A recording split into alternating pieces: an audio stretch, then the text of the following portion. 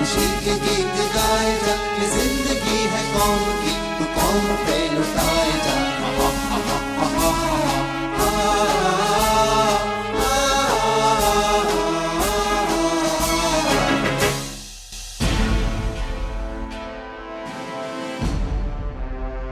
पिछली कड़ी में आपने सुना गांधी जी सुभाष को हटाने का मन बना चुके हैं।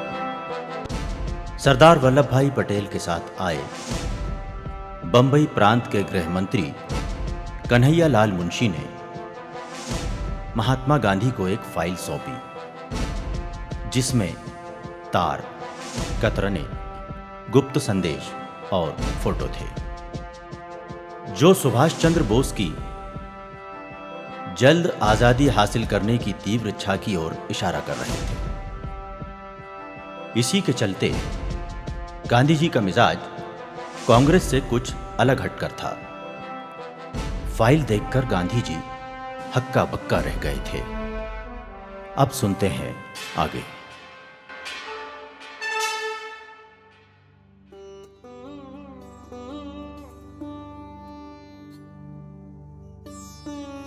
सुभाष, तुम महत्वाकांक्षाओं से घिरे हुए हो जो मुझे बेचैन करने वाली है। जवाहर भाई, मातृभूमि और उसके भविष्य के अलावा मेरी कोई महत्वाकांक्षा नहीं है। मेरी मानोगे, अब तुम ही कांग्रेस अध्यक्ष का पद संभालो। उससे क्या होगा? कांग्रेस के प्रगतिशील नेता और कार्यकर्ता आपके साथ होंगे। कांग्रेस भी अपनी परंपरागत सूरत से अलग हट पाएगी। नई सोच, नई क्रांति का सूत्रपात होगा। कांग्रेस के कामकाज का तरीका भी प्रगतिवादी हो सकेगा। पर मुझे अध्यक्ष बनना ही नहीं है। तुम्हारे नेतृत्व में कांग्रेस को आगे बढ़ना चाहिए। हालांकि तुम्हारे व्यक्तित्व के आगे कांग्रेस का अध्यक्ष पद बहुत छोटा है। बड़े भाई, मुझे ऊंचाई नीचाई की कोई परवाह नहीं। मैं तो मातृभूमि के लिए जो भी करना चाहता हूं वो करूंगा ही। इसमें पद कोई मायने नहीं रखता। इस वक्त मेरी सबसे बड़ी चिंता समय की चुनौती है। मेरा सारा ध्यान उसी ओर है। समय की चुनौती?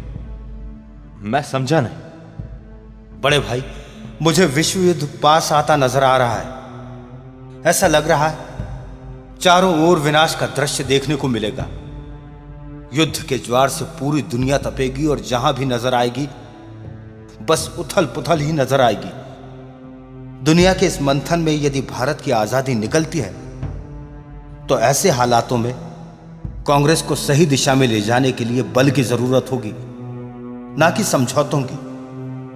और कांग्रेस की पतवार तुम्हारे हाथ में होगी तो समझौतों की नीति से कांग्रेस हट सकेगी। तुम कुछ भी कहो, लेकिन इस स्थिति में तुम भी कांग्रेस को मेरी तरह वेग से आगे ले जा सकते हो।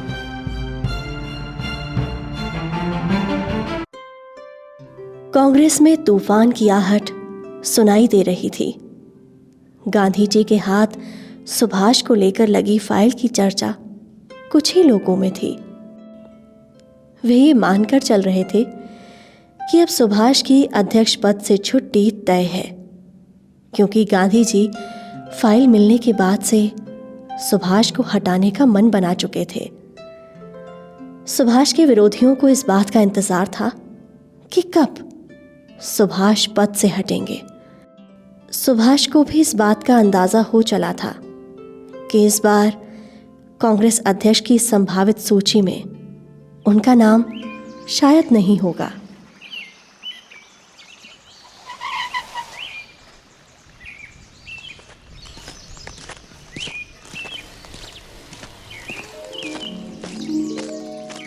सुभाष, तुम्हारी इंडियन स्ट्रगल किताब पढ़ी मैंने। कैसी लगी आपको? पसंद आई? मेरे बारे में जो तुमने विचार रखे हैं अच्छे लगे। ये किताब पढ़कर मुझे अपनी बुद्धिमानी का अंदाजा भी लग गया। जिस तरीके से तुमने मेरे बारे में लिखा है उससे खूब मनोरंजन हुआ। बापू, ये किताब 3-4 साल पहले लिखी गई है। तब से अब तक बहुत कुछ बदल गया। किताब में जो लिखा है वो तत्कालिक विचार है। आज के परिप्रेक्ष्य में किताब को नहीं देखिए। शरद बाबू, कानून की तरह साहित्य के अध्ययन में भी आप माहिर हैं, इसलिए आपको बताता हूं। रोमन साम्राज्य के समाप्त होने से पहले एक एक घर से पतन की शुरुआत हो गई थी। मैं सही कह रहा हूं ना? आज कांग्रेस में अनाचार की जो शिकायतें आ रही हैं, उससे ही कहने में मुझे कोई संकोच नहीं। ऐसा ही चलता रहा तो अगले 50 सालों में पुण्य सोच से चलने वाली यह संस्था टूट जाएगी। सुभाष, तुम्हारा अंग्रेजों को दिया जाने वाला अल्टीमेटम, मतलब धमकियां, मुझे कभी ठीक नहीं लगी। मैं कई बार यह तुमसे कहना चाहता था, लेकिन मैंने खुद को भी रोक लिया। पर सुभाष, मेरा मन उनसे हमेशा बहुत व्यथित हुआ। बापूजी, वे धमकियां नहीं है, वो तो समय की चेतावनी है। संघ राज्य की कल्पना तो मेरी दृष्टि में कोई मायने नहीं रखती है, एक मृत काया जैसी है। केंद्र में सत्ता हासिल करने की कांग्रेस की कोई इच्छा नहीं है। बापूजी, प्रांत में सत्ता हासिल करने से पहले हम सबकी यही सोच थी। यहां तक कि जवाहरलाल जी भी यही कहते थे। लेकिन क्या हुआ? सत्ता की ताकत तो हासिल कर ली, लेकिन जिन हाथों में सत्ता है, उनका ध्यान ना तो आम आदमी की ओर है और ना ही देश सेवा की ओर। हमारे सत्ताधारी गवर्नर को खुश करने के लिए कुछ भी कर रहे हैं, जोकर बने हुए हैं। सुभाष, तुम्हारा जो अंग्रेजों को धमकी और अल्टीमेटम देने का तरीका है, वो मुझे बचकाना लगता है, अपरिपक्व है। तो आप ही बताइए बापूजी, कौन सा रास्ता अपनाया जाए? आप क्या समझते हैं? अंग्रेजों का हृदय परिवर्तन होगा और वो देश को हंसते हुए आजाद कर देंगे, हमारे देश से चले जाएंगे। ब्रिटेन से हिटलर ने हाथ मिलाया तो वो उनकी कूटनीति हुई, और हमने उनका नाम लिया तो हम फासिस्ट हो गए। माफ करें बापूजी, मुझे लगता है आज हर देश स्वार्थ का खेल खेल रहा है। इसीलिए मैं कहता हूं, आजादी यदि बाहरी देशों का सहयोग लेकर भी हासिल करनी पड़े तो इस दिशा में सोचना चाहिए। सोचना ही नहीं बल्कि चलना भी चाहिए। सुभाष, गांधी जी की बात। आप शांत रहें मेजदा। बापूजी, देश विरोधी जोड़ तोड़ संघराज्य जैसे विचार मुझे कभी पसंद नहीं है। कोई ये आवाज बुलंद करे, यह मुझे स्वीकार्य नहीं होगा। मैं कांग्रेस अध्यक्ष पद छोड़ दूंगा, लेकिन समझौता नहीं करूंगा। बाबूजी, अच्छा होगा आप मुझे अध्यक्ष पद से मुक्त कर दें। सुभाष, अच्छा होता जो तुम इस तरह की तीखे शब्दों का प्रयोग ना करते। कुछ तो बड़ों का मान रखा करो। आज शरद के सामने मैं तुम्हें विश्वास दिलाता हूं, जब भी तुम्हें लगे मेरे बोलने या लिखने से तुम्हारे अध्यक्ष पद के काम में हस्तक्षेप हो रहा है, बस एक बार कहना, मैं वो नहीं करूंगा। जाओ, तुम समझदार हो, जैसा तुम्हें अच्छा लगे करो। तुम कांग्रेस अध्यक्ष जो ठहरे, अध्यक्ष पद के नाते देश को दिशा देने का काम तुम्हारा है। निर्भय होकर निर्णय लो, कि तुम्हारा अधिकार है। बापूजी, हार फूल पहनते हुए मैं अपने 1 साल का कार्यकाल अच्छे से बिता सकता था। आपका कोप भाजन भी नहीं बनता। पर देश का पुनर्निर्माण, योजनाबद्ध विकास को लेकर जो निर्णय मैंने लिए, क्या देश की अखंडता के लिए जिन्ना से की गई बातचीत मेरी बात को साफ साफ कहने का गलत तरीका था? सच कहूं तो मेरी स्पष्टवादिता की ही सजा मुझे मिल रही। आप कुछ भी कहें बाबू, लेकिन आज मैं यही कहूंगा कि विश्व युद्ध के हालातों में कांग्रेस को आक्रामक नीति अपनाना होगी। और बापू, इसके लिए मैं आपसे आशीर्वाद चाहूंगा। सुभाष, जब मैं तुम्हारी सहायता नहीं कर सकता तो बाधा कैसे खड़ी कर सकता हूं भाई?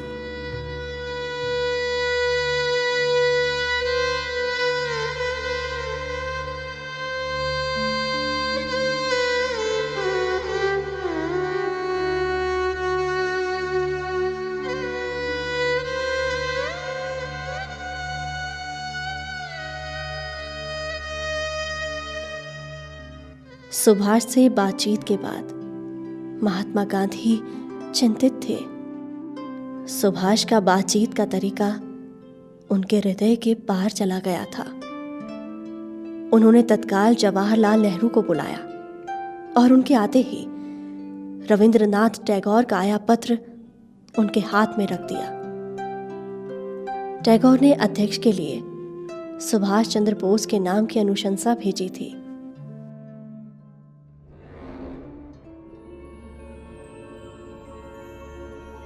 जवाहर, मेरा मानना है बंगाल में दूषित क्रांतिकारी वातावरण बन रहा है जो ठीक नहीं है। इसलिए अब कांग्रेस अध्यक्ष बंगाल से नहीं होगा। बापूजी, सुभाष को अध्यक्ष बनाने में आपको इतनी पीड़ा है तो छोड़ दीजिए। उस बारे में सोच ही क्यों रहे हैं? सुभाष कर भी क्या सकता है? क्रांतिकारी भाषा, कौरी धमकियां, क्या है उसके पास? सब कुछ जुबानी। नहीं जवाहर, मुझे भी ये लगता था। मैंने उसकी मौखिक धमकियों को नजरअंदाज किया। आज मुझे लगता है वो मेरी बहुत बड़ी भूल थी। मैं तो खुद को ही गुनहगार समझ रहा हूं। बापूजी, आज आपको क्या हो गया है? मैंने आज से पहले आपको इतना पीड़ा से भरा नहीं देखा। आपके क्रोध में मुझे त्रासदी दिखाई दे रही है। जवाहर, ये फाइल पढ़ लो, सब कुछ समझ में आ जाएगा। मेरे गुस्से का कारण और सुभाष को लेकर मेरी सोच के बारे में सब पता चल जाएगा। फाइल में रखे फोटोग्राफ, तार तुम्हें भी समझा देंगी कि तुम्हारे अध्यक्ष महोदय क्या कर रहे हैं। दुनिया में चल रही हलचल के संबंध में जर्मन का एक प्रतिनिधि मंडल बंबई भी आया था। सुभाष उनसे रात में गोपनीय तरीके से मिलने गया था। प्रतिनिधि मंडल से गुप्त मंत्रणा भी हुई। इसकी गोपनीय रिपोर्ट ब्रिटिश गुप्तचरों ने मुंशी जी को बंबई का गृह मंत्री होने के नाते सौंपी थी। मुंशी जी उस रिपोर्ट की फाइल मुझे देकर गए।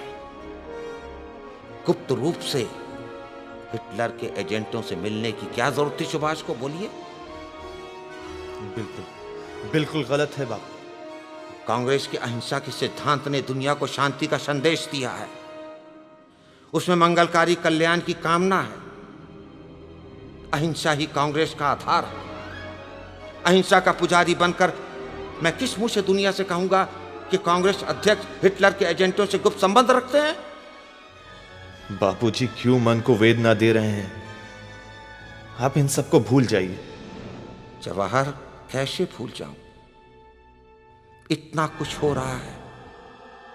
सुभाष के तेवर, उफ, मैं सुभाष को भी कैसे भूल जाऊं? वो क्या कर रहा है, उसके निर्णयों पर कैसे ध्यान न दूं? अध्यक्ष है सुभाष कांग्रेस का। जवाहर, मैं सुभाष पर रत्ती भर भी भरोसा नहीं कर सकता। सत्य अहिंसा में सांस लेने वाले मेरे शरीर को सुभाष की कार्यशैली ऐंठन से भर देती है। सुभाष मुझे बहुत सता रहा है भाई, बहुत सता रहा है।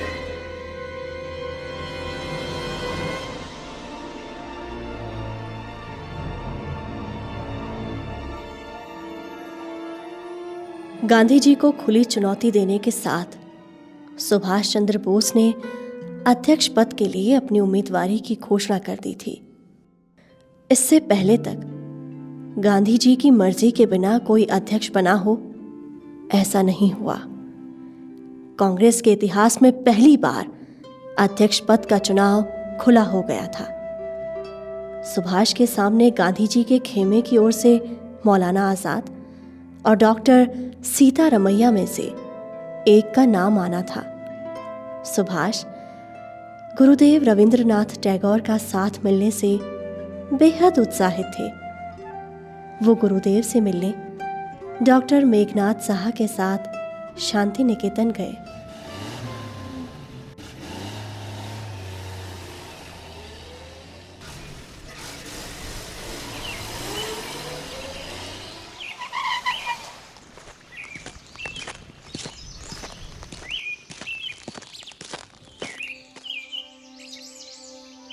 सुभाष जी, देश के वैज्ञानिक और उद्यमी इन दिनों आपकी तारीफ करते हुए नहीं थकते। दिल्ली में उद्योग मंत्रियों की जो बैठक थी, उसने आपको बहुत प्रिय बना दिया है सभी में। मेघनाथ जी, ऐसा क्या किया मैंने? बैठक में मैंने वही बात रखी जिसमें देश का सुनहरा अतीत सांस ले रहा है। अरे भाई, आप जिस तरह योजनाबद्ध विकास और औद्योगिकीकरण का विचार रखते हैं, उनको साकार करने का जिस तरह का संकल्प आपने लिया है और उसको साकार करने में लगे हुए हैं, उससे उद्यमियों और वैज्ञानिकों में जो विश्वास जागा है, वो निश्चय ही देश में बदलाव लाएगा। देखना आप, देश बदलाव और तरक्की के रास्ते पर दौड़ेगा। विकसित राष्ट्र की आधारशिला रखी है आपने। धन्यवाद आपका इस तारीफ के लिए। मेघनाथ जी, आज आपके कारण ही गुरुदेव से मिलने का मौका मिल रहा है। मैं आपका बहुत बहुत आभारी हूं। सुभाष बाबू, ऐसा कुछ नहीं है।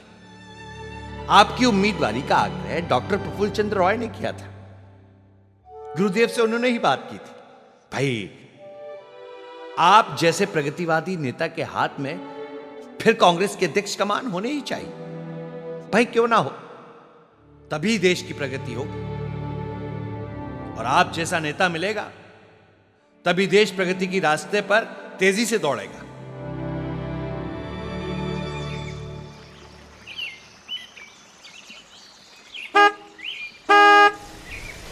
लीजिए, गुरुदेव आ गए।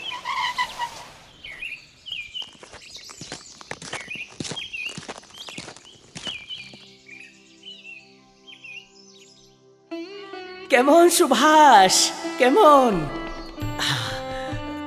आओ सुभाष, कैसे हो? बहुत दिन से तुम्हारा इंतजार कर रहा था। आपका आशीर्वाद है गुरुदेव। सब बिल्कुल ठीक है।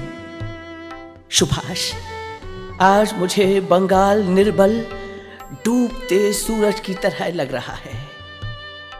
याद है सुभाष, बंग भंग विरोधी आंदोलन?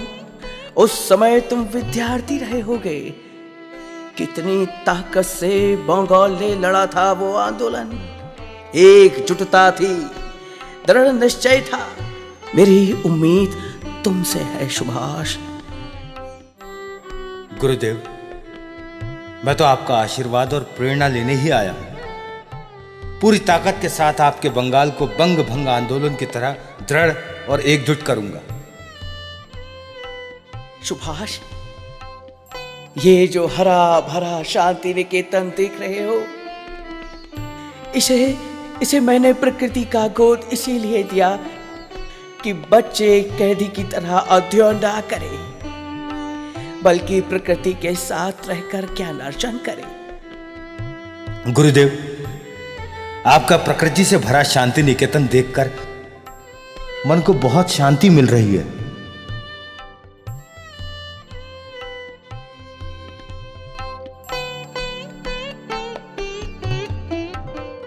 शांति निकेतन में सुभाष चंद्र बोस के आने पर संक्षिप्त कार्यक्रम रखा गया था, जिसमें सुभाष ने छोटा सा उद्बोधन भी दिया। हम जैसे खाली हृदय वाले राजनीतिज्ञों के हृदय में गुरुदेव जैसे कवि ऊर्जा भर देते हैं। गुरुदेव जैसे मनुष्यों की प्रेरणा ही मानवता की राह दिखाती है, सच्चे मानव का निर्माण करती है, दुनिया को ऐसी बगिया के रूप में तैयार करने की प्रेरणा देती है जिसमें सब समान और निष्पक्ष भाव से प्रकृति फल फूल दे। महात्मा गांधी और रविंद्रनाथ, ये दोनों ही मनीषी राष्ट्र का गौरव है। इनकी छत्र छाया में समग्र राष्ट्र का अस्तित्व सुरक्षित है।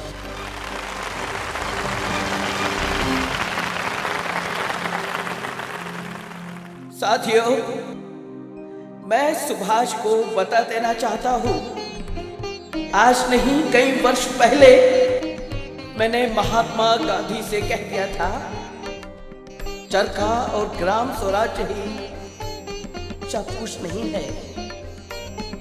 दुनिया जिस रफ्तार से चल रही है, उसी रफ्तार से देश को दौड़ना होगा। देश में औद्योगिक और वैज्ञानिक प्रगति का खाका तैयार करना होगा। नियोजन और वैज्ञानिक विकास ही समग्र राष्ट्र के सपने को साकार कर सकते हैं। सुभाष, मैं तुम्हें फिर से कांग्रेस अध्यक्ष देखना चाहता हूं। इसके लिए मैंने महात्मा गांधी और जवाहरलाल नेहरू को अनुशंसा पत्र भी भेजे हैं।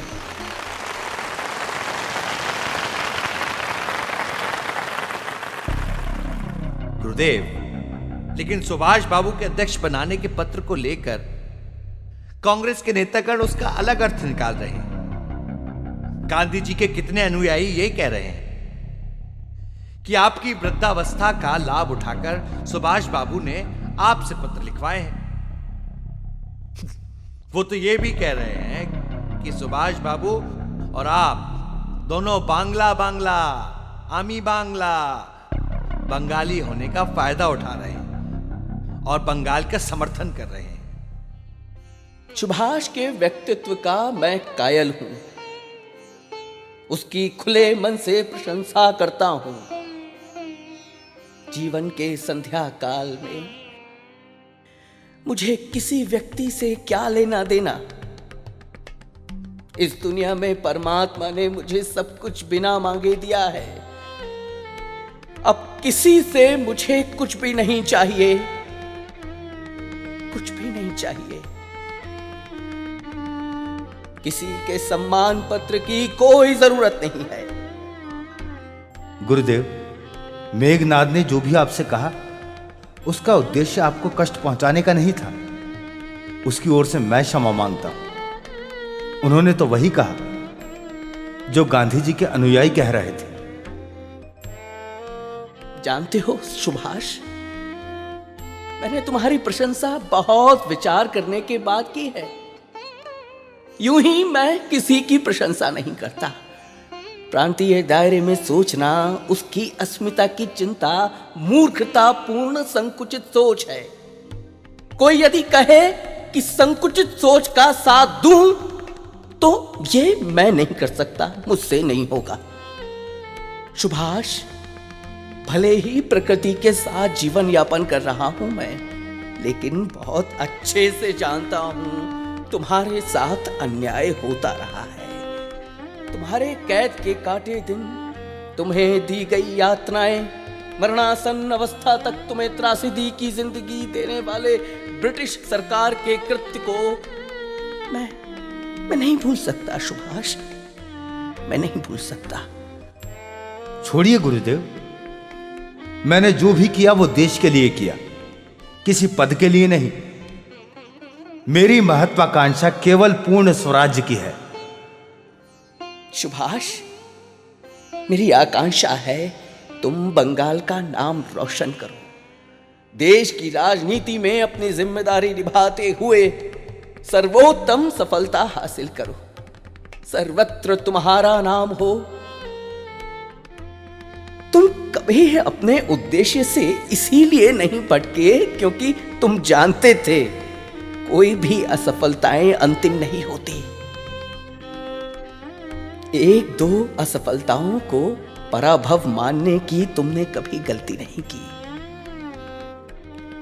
सुभाष, कुछ दिन बाद मेरे विद्यार्थी कलकत्ता में नाटक करने वाले हैं। उसी दिन मैं तुम्हारा अभिनंदन करना चाहता हूं।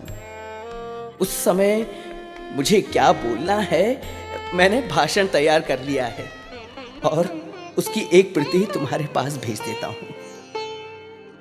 ठीक है सुभाष?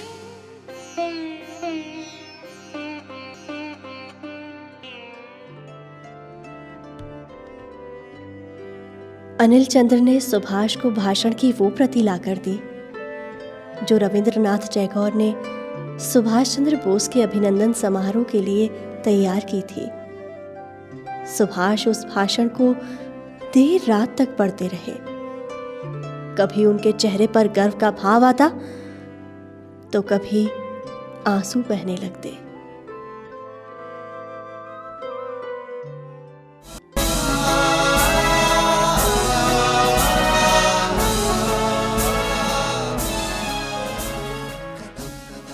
प्रस्तुति स्वराज संस्थान संचालनालय, मध्य प्रदेश शासन, संस्कृति विभाग द्वारा।